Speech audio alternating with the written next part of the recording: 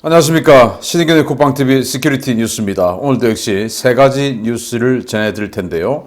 북한이 장마당 경제 외에는 지금 생존의 수단이 없죠. 그런데 그 장마당 경제, 장마당에 나가서 장사하는 행위를 강력하게 처벌, 이제는 뭐 단속만 하는 것을 넘어서서 아예 교화소, 즉 교도소를 보내버린다는 이런 형사처벌까지 한다고 하니까 이제 북한 주민들은 그냥 죽는 수밖에 없다라는 생각이 들고, 이런 북한을 위해서 정말 뭐 어떤 충성을 바치기 위해서 최선을 다하고 있는 어떤 모와 더불어 한다는 그 당이 있죠. 그 당에서 희한한 예산을 태웠습니다. 통일부에서 요청도 안 했는데 북한 관련한 가짜 뉴스를 처벌하겠다 라는 예산을 태워서 또 뭐 어디 라면 같이 먹던 후배 돈 좀 챙겨주려고 하는 것인지, 아무튼 이런 이상한 짓을 하고 있고요. 그리고 그린피스라고 세계 최대의 환경단체 있죠. 이 창립자가 문재인 정부, 문재인 대통령을 어마어마하게 비판했습니다.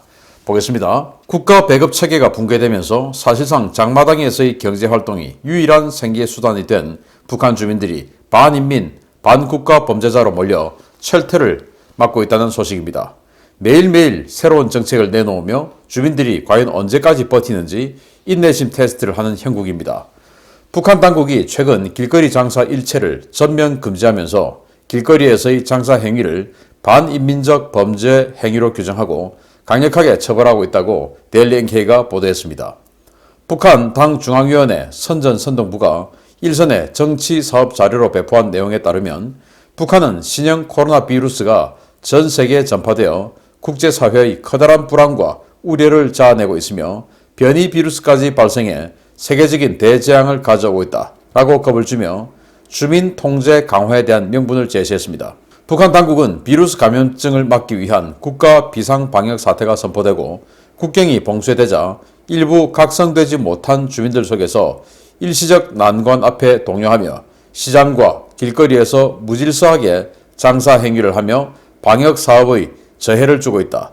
이는 의식적인 반인민적 범죄 행위이자 우리 제도를 위험에 빠뜨리는 이적 행위라며 장사 행위 자체를 반역으로 규정했습니다.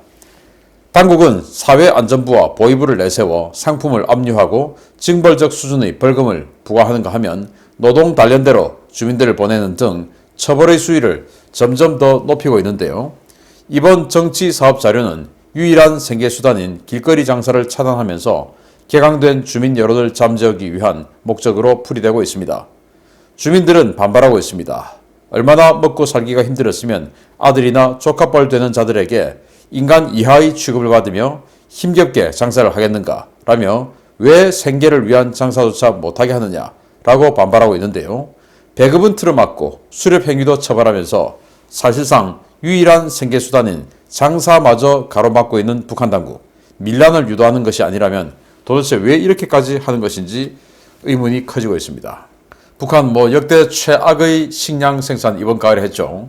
그래서 식량을 나눠주고 나서도 또 군대에 군량미 다시 채워 넣어. 이렇게 하고 보니까 북한 주민들에게 2달치밖에 못 준다라는 이런 엄청난 상황이 되었습니다. 그럼 2달치밖에 식량이 없는데 어떻게 사냐? 그래서 집을 팔고, 집도 이제 개인 재산 아니고 거주권이죠. 그 거주권을 팔고 그렇게 해서 식량을 먹고 하는 내일이 없는 삶을 사고 있고, 또 집을 팔아서 그거 가지고 이제 장마당에서 장사를 하는 겁니다. 그런데 그걸 코로나 바이러스 감염, 예를 들어서 거리 제한 조치 이런 거 있지 않겠습니까? 여기에 위배된다 해서 다 때려잡고 있다는데, 그럼 도대체 북한 주민들 어떻게 살라는 말입니까? 우리 국민들은 이렇게 생각할 수 있죠. 아니, 국가에서 왜 자꾸 쌀을 주고 밥을 줘야 되냐? 그런데 공산사회주의는 그렇게 해야 됩니다. 그렇게 하는 체제입니다. 지금 대한민국도 사실 그렇게 가기 위해서 부단히 노력하고 있죠. 기본소득 해준다, 최저소득 보장해준다, 또 기본주택에서 집도 준다. 이게 다 북한입니다, 북한. 그렇게 가기 위해서 하는데, 그러면은, 있는 사람들 뺏어서 해주니까 좋아. 있는 사람들이 앞으로는 돈을 안 벌게 되겠죠. 내가 벌어봐야 다 뺏어가는데 뭐하러 벌어. 그렇게 뺏을 게 없으면 어떻게 됩니까? 있는 사람은 좀 적게 벌고 없는 사람은 완전히 뺏어올 것도 없으니 죽는 것이죠. 이렇게 되는 겁니다. 그래서 지금 당장 종부세 내고 하고 하니까 나는 종부세 대상자 아니야. 라고 하고 웃을 수 있지만 그게 결국 종부세 때문에 거래가 줄어들고 그 종부세를 가지고 돈을 뺏어서 없는 사람에게 나눠주겠다고 했는데 거래를 안 해버리는데 종부세 뺏을 게 어디 있습니까? 또 이 거래세가 확 줄어들죠. 또 종부세 거래를 안 해도 종부세 내. 자 이렇게 되는데 그러면 이제 아예 나중에는 이 가격 자체가 다운돼 버리죠. 시장이 형성 안 되면은 거래가 형성 안 되면 가격이 다운되겠죠. 그럼 가격이 다운되면은 다시 거래가 활성화될까요? 아니죠. 거래세가 지금 워낙 비싸니까 거래가 안 되죠. 부동산 가지고 돈을 벌지 마. 징벌적인 부가. 자 결국은 뺏어올 돈이 없으면은 그 뺏은 것을 기다리고 제비 새끼처럼 이렇게 주둥이를 벌리고 있던 사람들이 모이가 안 오네? 굶어 죽는 것이죠. 그래서 그렇게 된 것이 바로 북한과 베네수엘라입니다.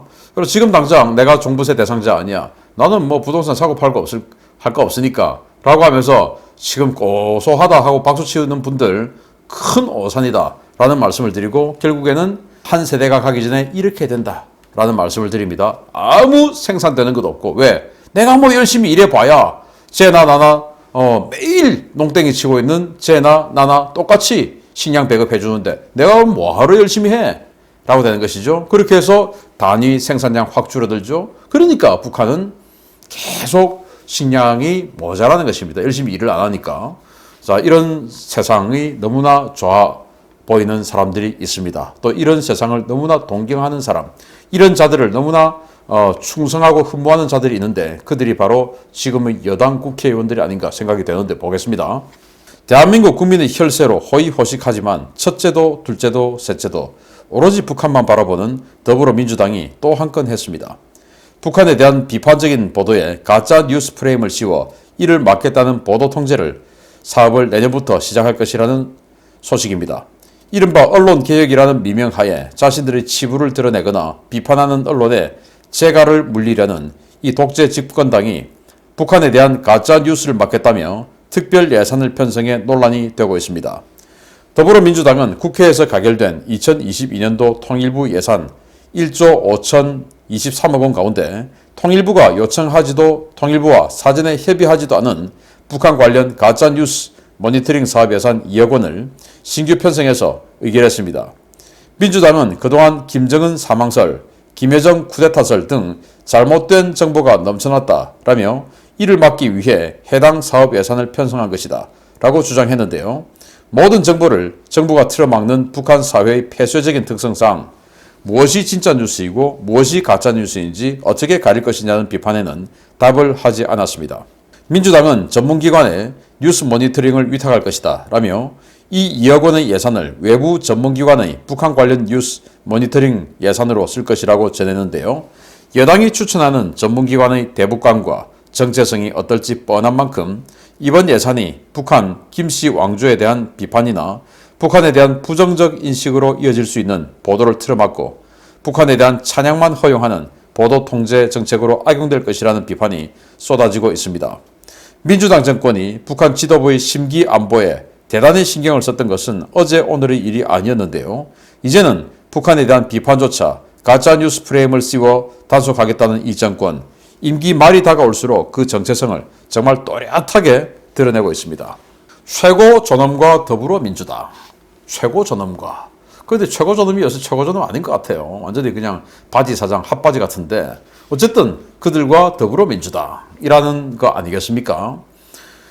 이 북한 관련해서 좀 긍정적인 그 다큐 프로그램을 만들면 그걸 좀 프라임 시간대에 구성을 하고 그 시간을 좀 늘리면 가점을 주겠다. 종편 심사하고 할 때. 안 그래도 지금 TV조선이나 채널A 같은 경우는 지금 이 벌점이 간당간당 해가지고 조건부 승인 받아서 이 벌점 탑 오버되면 바로 그냥 면허 취소되는 이런 상황을 딱 몰아넣고 그리고는 가점을 주겠다라고 하는 것이죠.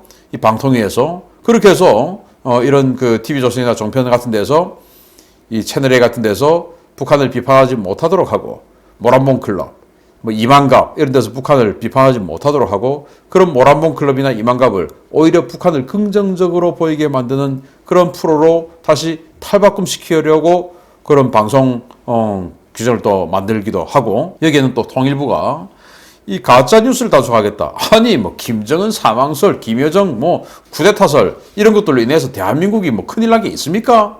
없죠. 그리고 김정은 사망설, 김여정 쿠데타설이 대한민국에서 나왔습니까? 일본에서, 미국에서 나왔어요. 그렇게 나온 그 보도들을 우리 한국에 있는 언론들과 유튜버들 이런 사람들이 인용한 거예요. 그걸 뭐 우리가 했습니까? 아니죠. 그럼 그 사람들 처벌해야지. 그런데 일단 거기서 미국에서 보도가 나오든지 말든지 일본 교도통신이 보도를 했든지 말든지 그걸 인용하면 가짜뉴스로 처벌하겠다 라고 하는 이런 이 독재. 그런데 통일부가 그걸 또 요청하지도 않았어요. 더불어민주당의 국회의원 몇 자가 그 예산을 억지로 태워서 그걸 2억 원을 줬다. 저는 그 2억 원이 단언코 그냥 자신들이 평소 잘 알고, 평소가 아니죠. 옛날부터 자취방에서 빨간띠 두르고 같이 라면 끓여 먹던 후배 동생 있을 겁니다. 그 자들에게 야, 너 요즘 먹고 살기 힘들구나. 이런 거 해봐. 내가 예산 따줄게. 한 1년 좀 편하게 살아봐. 살면서 다른 거 할 거 한번 또 봐봐. 또 선거 있으니까 또 너 뭐 할 거 있을 거야. 천지입니다. 이런 것들. 예, 그 주변에. 예를 들어서 여러분들 선거하면 이 휴대폰이나 이런 데로 문자 오죠. 후보자 홍보 문자. 이거 보내는 업체 사장들 대부분이 민주당에서 과거에 빨간띠 두르고 같이 라면 먹던 자들 많습니다.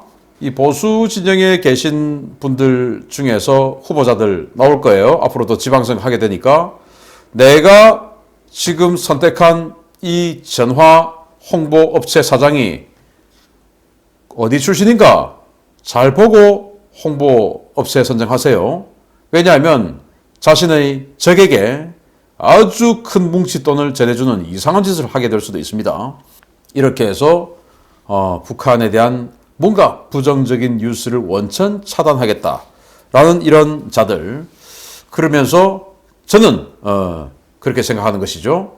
의혹을 제기하는 것이죠.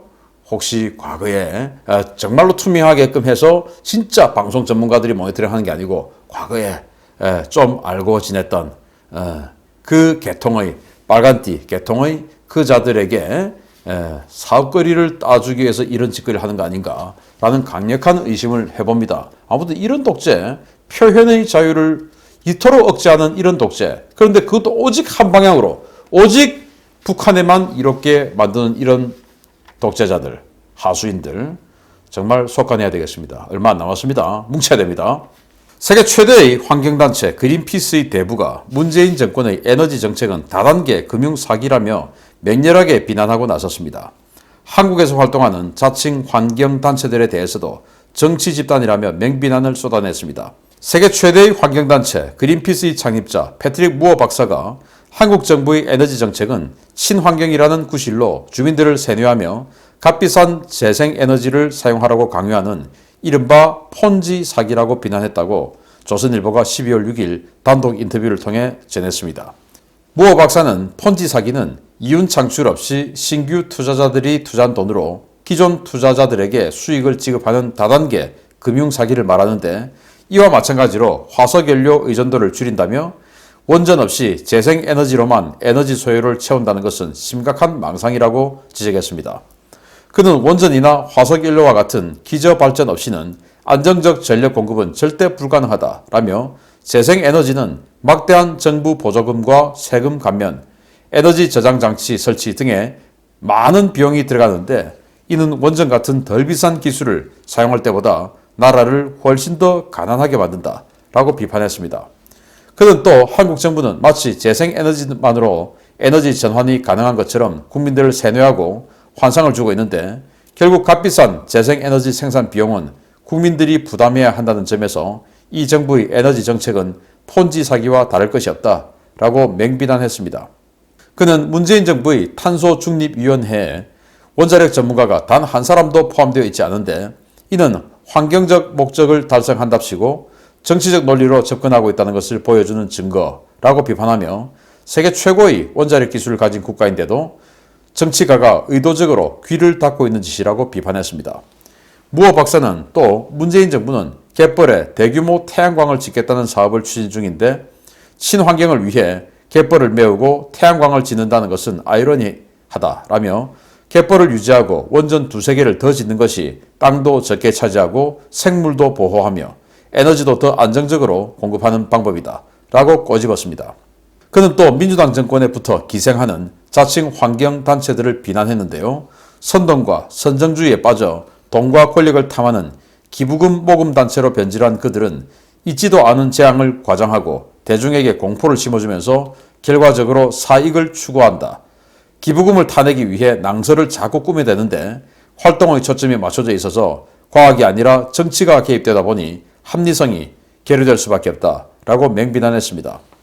무호 박사는 또 환경을 정치적 도구로 이용하는 사람들을 환경 탈레반이라고 칭하며 과학적 근거나 합리적 토론으로 다투지 않고 선동에 걸림돌이 되면 상대방을 악마화하고 스스로를 도덕적으로 우위에 있는 것처럼 행동하며 사람들을 속인다고 비판했습니다.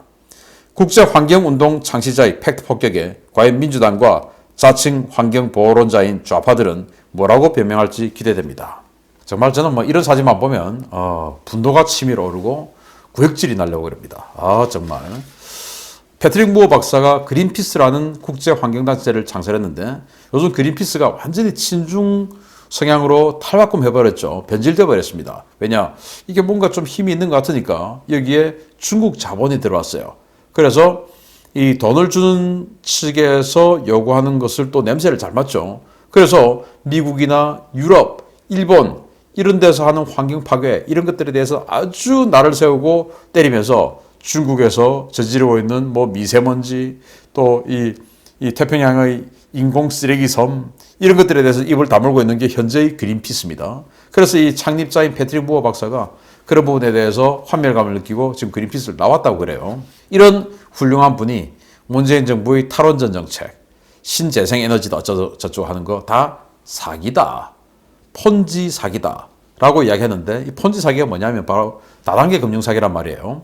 찰스 폰지라고 하는 사람이 1920년대에 다단계 금융사기를 해서 이런 다단계 사기를 폰지 사기라고 대명사화처럼 하고 있는데 다단계 사기다. 결국 다단계가 뭔가 또 이윤을 창출하는 사업 아이템 없이 계속 돈 준다 하고 처음 돈 받고 또 돈 받고 이 돈 받은 거 가지고 이 사람한테 이자라고 또 주고 또 다음 사람에게 또 돈 많이 받아서 이것도 주고 결국 나중에 뻥 터뜨리고 도망가고 없고 이거 아니냐라는 거 아니겠습니까? 그래서 뭔가 새로운 어떤 그 원자력 발전처럼 초기 투자 딱 해놓으면 그때부터 계속 어마어마한 전기를 생산하는 그런 아이템이 인 것처럼 신재생 에너지를 선전하고 그렇지만 그 신재생 에너지는 원자력처럼 그렇게 장기적이지도 않고 안정적이지도 않고 비용이 싸지도 않죠. 계속 국민들로부터 돈을 뜯어내야 되죠. 또 이 낮에는 해가 뜨지만 밤에는 해가 뜨지 않죠. 그런데 야간에는 전기를 더 많이 쓰죠. 전등도 켜고 해야 되니까 그 어떻게 되냐? 배터리를 만들어야 돼.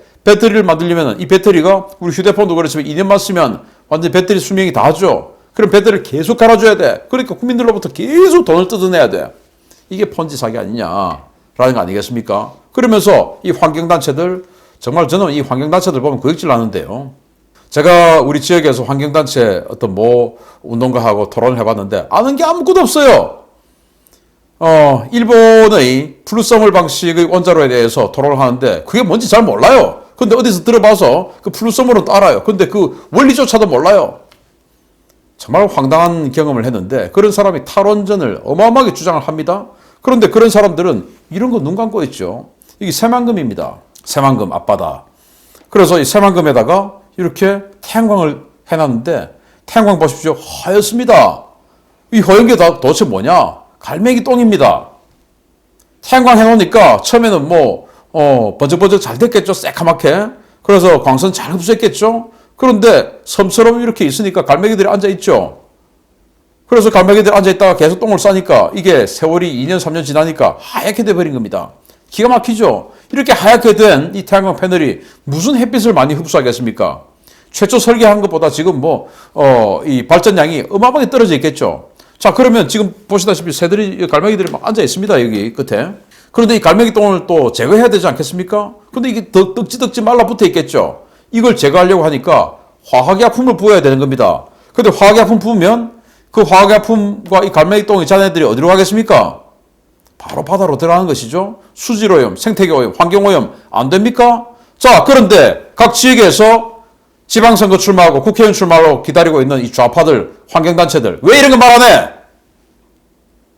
저수지에 이런 거 해놓고 저수지에 또 전부 화학약품 뿌려서 청소해야 되는데 그 저수지 생태오염 되고 그 저수지 물을 사람이 먹고 그 저수지 물로 농업용수 만들고 그렇게 해서 우리가 먹는 벼 또 오염되고 그거 왜 말 안 해? 말 안 하죠. 왜? 자기네들이 먹거리인데 계속 이 정부 뒤에서 붙어서 부스러기 흘려먹고 하는 자들인데 그렇지 않습니까? 정말 쓰레기 같은 자들이죠. 주는 자나 받아먹는 자나 밑에서 천지도 모르고 따라하는 자나 똑같은 자들입니다. 이런 자들이 대한민국에 넘쳐나고 있고 이런 자들이 대한민국을 힘들게 하고 있다. 라는 사실. 이렇게 이야기하죠. 이 패트릭 무어 박사가 왜 갯벌에 그런 짓을 하냐. 갯벌이 생태계의 보고다. 생태계의 보고를 그런 식으로 태양광이다, 풍력발전이다 이런 식으로 메워버리고 그 환경 파괴에 대해서는 왜 환경론자들 이야기하지 않느냐라고 이야기합니다. 그렇지 않습니까? 정말 타당합니다. 나무, 산에 있는 나무 다 밀어버리고 그 펜을 갖다 붙여놓고 그 나무는 산소를 만들어서 우리에게 깨끗한 공기를 전해주는 우리의 허파인데 그걸 잘라내고 이런 식으로 만들고 그것도 청소하느라고 화학약품 때려 붓고 그리고 나중에 20년 후, 25년 후에 그 패널들 도저히 폐기 처분할 장소도 방법도 없는 이 최악의 발암물질 이 패널들 어떻게 처리할 거냐. 환경론자들 너희들이 핥아먹어라. 아니면 부숴서 그냥 니들이 소화시켜라. 우걱우걱 씹어먹으면서 라고 말해주고 싶습니다. 정말 분노가 치밀어 오르네요. 우리 대한민국 이 강산을 이런 식으로 만들고 있는 문재인 이하 이 좌빨들 정말 차단해야 됩니다. 그러려면 우리 어떻게 해야 됩니까? 뭉쳐야 됩니다. 마치겠습니다. 감사합니다.